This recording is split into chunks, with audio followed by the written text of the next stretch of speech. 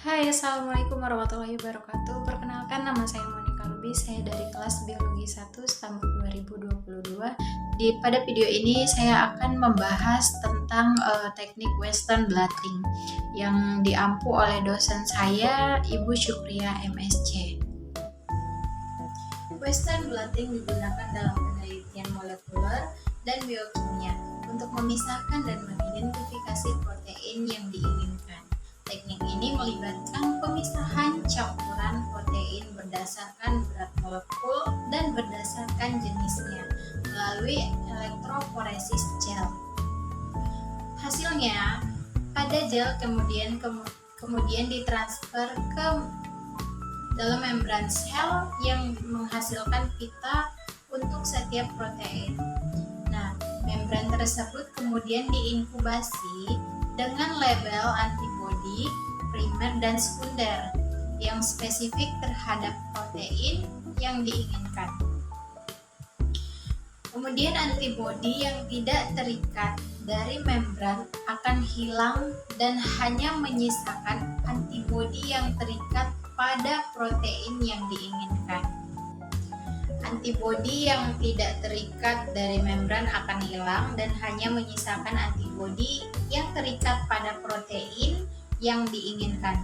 Nah, antibodi yang terikat kemudian dideteksi dengan mengembangkan film. Karena antibodi secara spesifik hanya berikatan dengan protein target. Hanya satu pita yang terlihat. Kemudian ketebalan pita sesuai dengan jumlah protein yang ada dalam sampel. Sehingga melakukan standar dapat menunjukkan jumlah protein yang ada. Tulisan ini pertama-tama akan menguraikan protokol Western blotting secara rinci, disertai dengan teori untuk merasionalkan protokol tersebut dan dilanjutkan dengan penjelasan teoritis mengenai prosedurnya. Dan pada bagian selanjutnya akan diberikan tips pemecahan masalah untuk masalah-masalah umum. Selanjutnya, ekstraksi protein. Protein dapat diekstraksi dari berbagai jenis sampel seperti jaringan atau sel. Kemudian saya akan menjelaskan di sini adalah protokol untuk mengekstraksi protein dari sel yang melekat. Kemudian yang pertama yang harus dilakukan, cuci sel dalam labu atau piring kultur jaringan dengan menambahkan selain buffer fosfat dingin atau yang biasa disingkat PBS dan kocok perlahan. Kemudian PBS-nya dibuang, lalu simpan cawan kultur jaringan tersebut di atas es selama-lamanya. Kemudian tambahkan labu atau piring kultur jaringan PSB dan gunakan pengikis sel untuk mengeluarkan sel. Kemudian pindahkan campuran ke dalam tabung sentrifugasi mikro melalui pipet. Selanjutnya sentrifuge pada 1500 rpm selama 5-10 menit dan buang supernatannya. Selanjutnya ditambahkan 180 UL buffer lysis sel es dingin dengan 20 UL cocktail protease inhibitor segar. Jika konsentrasi protein pada akhirnya tidak cukup tinggi, disarankan untuk mengulangi prosedur dengan proporsi campuran protease inhibitor yang lebih tinggi. Selanjutnya inkubasi selama 30 menit di atas es, lalu diputar selama 10 menit. Selanjutnya tambahkan labu ukur atau piring kultur jaringan PBS dan gunakan pengikis sel untuk mengeluarkan sel. Kemudian pindahkan campuran ke dalam tabung sentrifugasi mikro melalui pipa. Kemudian sentrifugasi pada 1500 rpm selama 5-10 menit dan buang supernatanya. Kemudian tambahkan 180 mikroliter buffer lisi sel es dingin dengan 20 mikroliter cocktail protease inhibitor segar. Jika konsentrasi protein pada akhirnya tidak cukup tinggi, disarankan untuk mengulangi prosedur dengan proporsi campuran protease inhibitor yang lebih tinggi.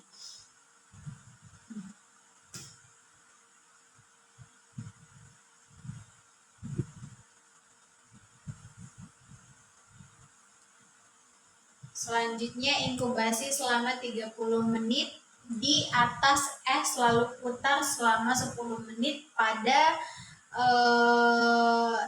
12.000 rpm pada suhu 4 derajat Celcius.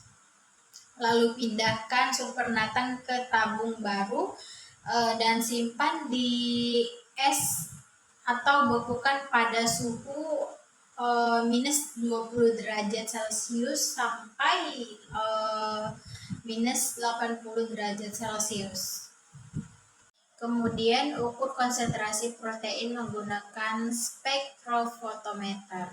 Selanjutnya untuk persiapan sampel. Yang pertama ditentukan volume ekstrak protein untuk memastikan 50 mikroliter di setiap sumur atau konsentrasi massa per volume. Kemudian tambahkan 5 mikroliter buffer sampel ke dalam sampel dan buat volume di setiap jalur disamakan menggunakan DD H2O. Kemudian campurkan dengan baik. Disarankan total volume 15 mikroliter per jalur. Kemudian panaskan sampel dengan piring kering selama 5 menit pada suhu 100 derajat Celcius.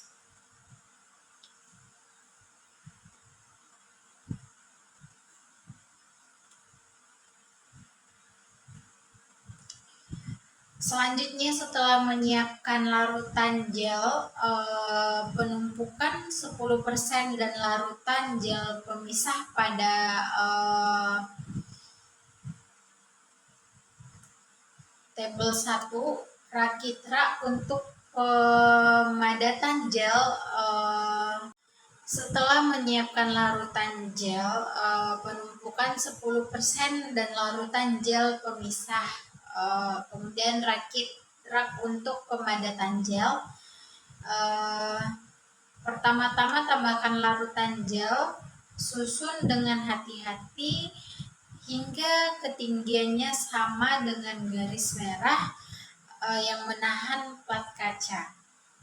Kemudian tambahkan H2O ke atas.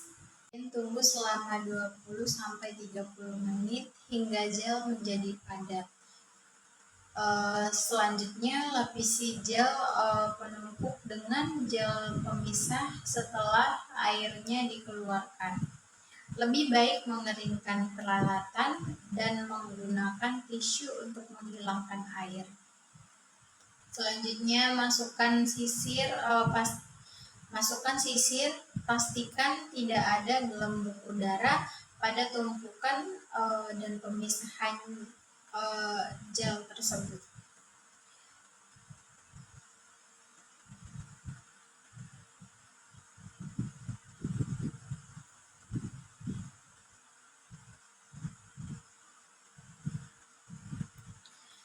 Selanjutnya tunggu hingga gel mengeras. Setelah gel mengeras, gel dapat digunakan untuk elektroforesis.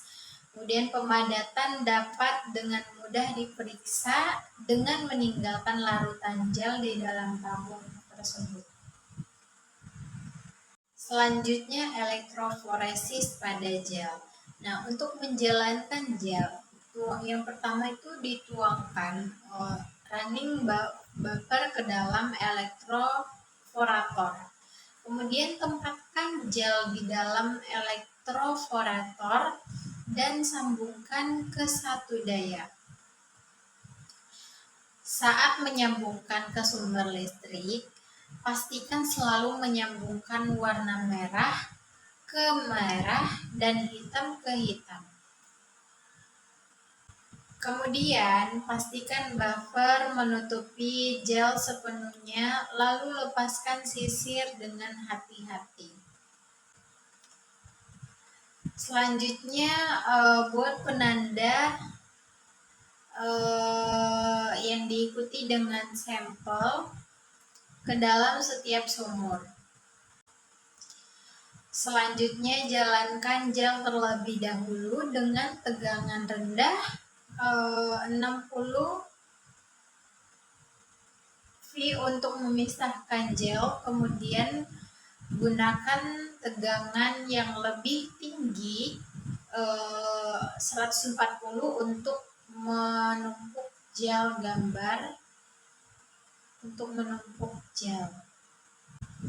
Jalankan gel selama kurang lebih 1 jam atau hingga bagian depan pewarna mencapai bagian bawah gel. Selanjutnya, transfer elektro dari gel ke membran PVDF. Yang pertama, potong 6 lembar filter dari satu membran poli vinilidena fluorida agar sesuai dengan ukuran gel dengan dimensi yang sama. Kemudian basahi spons dan kertas saring dalam buffer transfer dan basahi membran PVDF pada metanol. Selanjutnya, pisahkan piring kaca dan ambil gelnya. Setelah itu, buat sandwich transfer sebagai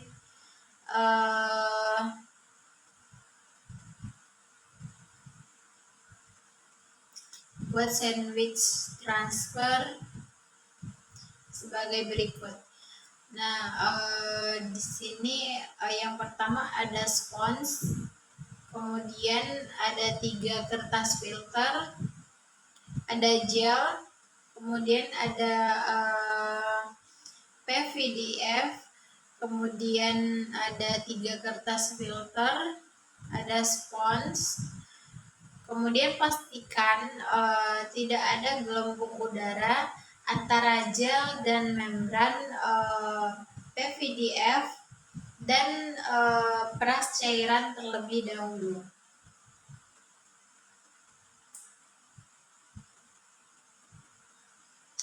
Pastikan tidak ada gelembung udara antara gel dan membran PVDF dan peras cairan yang berlebih. Selanjutnya, siapkan campuran HCl atau uji semi-luminous mengikuti proporsi larutan A dan B yang disediakan oleh produsen. Kemudian 10 menginkubasi membran selama 1-2 menit dan menggunakan pipet 1000 mikrolit untuk memastikan HCl menutupi bagian atas dan bawah membran. Pada tahap selanjutnya, visualisasikan hasilnya pada ruangan gelap. Jika latar belakang terlalu kuat, kurangi waktu pemaparan. Cairan dan inkubasi antibodi. Yang pertama, blokir membran PVDF dengan susu skim 5% dan dalam TBST selama 1 jam. Kemudian tambahkan antibodi primer dalam 5% bovine serum albumin atau BSA dan inkubasi semalaman pada suhu 4 derajat Celcius dalam shaker. Selanjutnya cuci membran sebanyak 3 kali dengan BTST selama 5 menit. Semua tahap pencucian dan inkubasi antibodi harus dilakukan pada pengocok pada suhu kamar untuk memastikan pengadukan merata.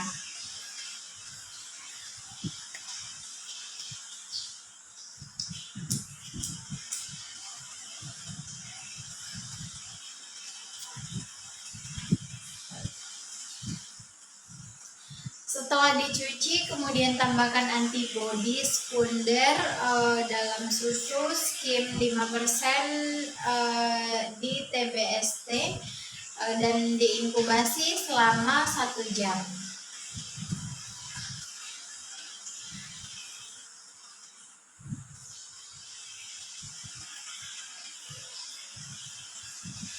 Selanjutnya cuci membran sebanyak 3 kali dengan TBST selama 5 menit. Selanjutnya pada hitungan, penting untuk dicatat bahwa data yang dihasilkan dengan Western blotting biasanya dianggap semi kuantitatif. Ini memberikan perbandingan relatif kadar protein namun bukan ukuran kuantitas absolut. Ada 2 alasan. Yang pertama, terdapat variasi dalam kecepatan pembebanan dan pemindahan antar sampel pada jalur terpisah yang berbeda pada bercak terpisah. Perbedaan-perbedaan ini perlu distandarisasi sebelum perbandingan yang lebih tepat dapat dibuat. Yang kedua, sinyal dihasilkan oleh deteksi tidak linear pada rentang konsentrasi sampel. Oleh karena itu, karena sinyal yang dihasilkan tidak linear, maka sinyal tersebut tidak boleh digunakan untuk memodelkan konsentrasi. Selanjutnya, pemecahan masalah dan saran. Western blotting tampaknya merupakan teknik yang sangat sederhana namun banyak masalah yang dapat muncul sehingga menimbulkan hasil yang tidak terduga. Masalahnya dapat dikelompokkan menjadi 5 kategori, yang dimana yang pertama tidak adanya band, yang kedua band yang tidak biasa atau tidak terduga, yang ketiga pita sinyal lemah, dan yang keempat latar belakang tinggi pada noda, dan yang kelima bintik-bintik yang tidak rata atau tidak rata pada noda. Pita yang tidak biasa atau tidak terduga dapat disebabkan oleh degradasi protease. Dalam hal ini diinginkan untuk menggunakan sampel segar yang telah disimpan dalam es atau mengubah antibodinya. Demikian pula, pita buram seringkali disebabkan oleh tegangan tinggi atau adanya gelembung udara selama transfer. Hal ini harus dipastikan bahwa gel dijalankan pada tegangan yang lebih rendah dan sandwich transfer disiapkan dengan benar. Yang terakhir, pita putih atau negatif pada film disebabkan oleh terlalu banyaknya protein atau antibodi. Tidak adanya pita juga bisa ditimbulkan karena berbagai sebab terkait antibodi, antigen, atau buffer yang digunakan. Faktor-faktor berikut ini bertanggung jawab atas hal tersebut. Yang pertama, antibodi primer dan sekunder yang tidak tepat. Yang kedua, konsentrasi antibodi atau antigen yang rendah. Dan yang ketiga, mencuci terlalu lama juga dapat menurunkan sinyal. Yang keempat, susu kering tanpa lemak. Penting juga untuk menggunakan pengocok selama inkubasi sehingga tidak terjadi pengadukan yang tidak merata selama inkubasi. Jadi disimpulkan bahwa Western blotting adalah teknik deteksi protein yang memungkinkan pengguna mendeteksi dan mengukur ekspresi protein juga. Makalah teknis Ini membahas protokol dasar teori di balik protokol tersebut. Ada beberapa teknik pemecahan masalah serta saran. Ini akan membantu peneliti menemukan ekspresi protein secara akurat. Mungkin segitu saja pemaparan materi yang dapat saya sampaikan. Kurang dan lebihnya saya mohon maaf. Wabillahi taufiq wal hidayah. Wassalamualaikum warahmatullahi wabarakatuh.